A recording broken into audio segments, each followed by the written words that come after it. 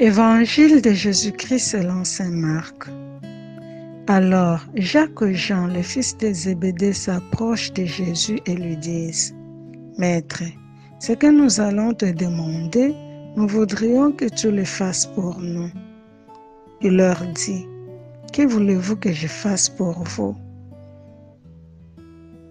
Ils lui répondirent : « Donnez-nous de siéger l'un à ta droite et l'autre à ta gauche dans ta gloire. » Jésus leur dit : « Vous ne savez pas ce que vous demandez.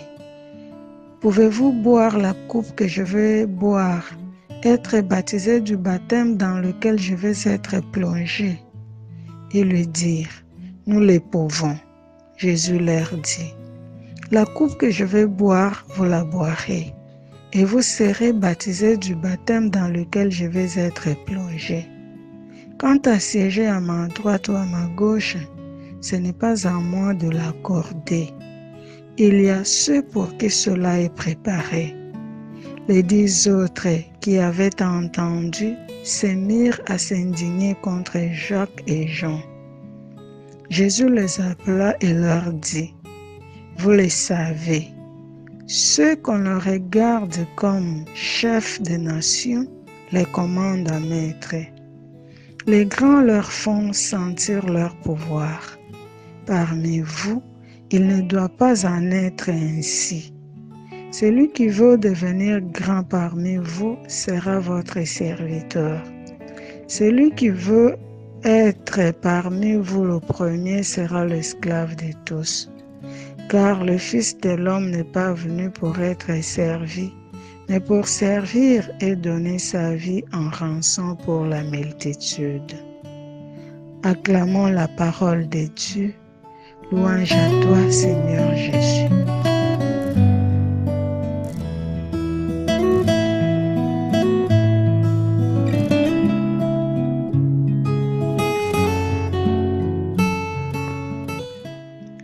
Alors qu'il décide de monter à Jérusalem, Jésus annonce aussi 3 fois sa passion, comme pour marquer le rythme du voyage. Les apôtres ne comprennent pas tous. Marc, dans ses annales évangéliques, à chaque fois enregistre leur incompréhension.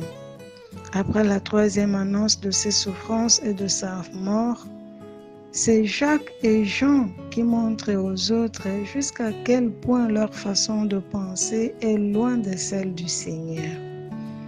Jean et Jacques, qui furent les premiers à suivre Jésus, se sont approchés de lui et l'appellent maître, comme l'a fait le jeune homme riche que nous avions entendu dans l'évangile le dimanche passé.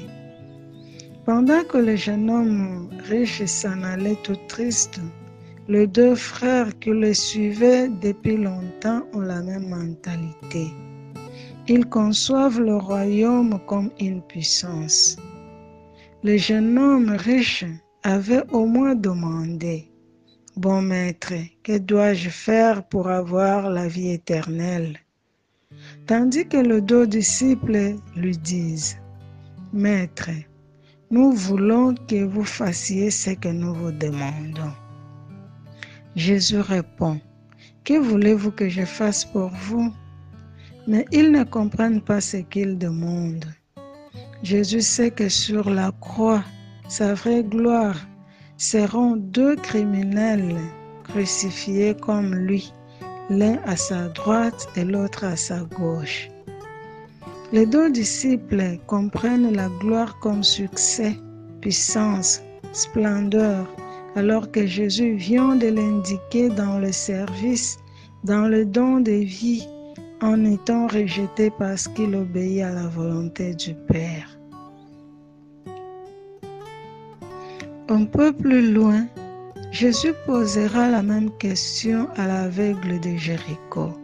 « Que veux-tu que je fasse ?» L'aveugle sait quoi répondre.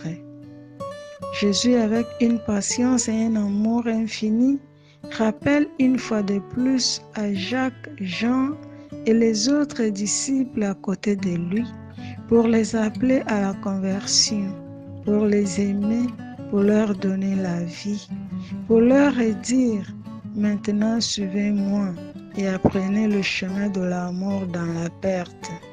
Le Père céleste se chargera de la récompense. » La voie de l'amour est toujours la perte, car aimer, c'est laisser de côté l'égoïsme, l'autoréférence pour le service des autres. C'est la règle du chrétien, a expliqué le pape François à l'Angélus. Le message du Maître est clair. Tandis que les grands de la terre construisent les trônes pour leur propre puissance, Dieu choisit un trône inconfortable, la croix d'où régner en donnant la vie. Le Fils de l'homme, dit Jésus, n'est pas venu pour être servi, mais pour servir et donner sa propre vie en rançon pour beaucoup. Bon dimanche à tous.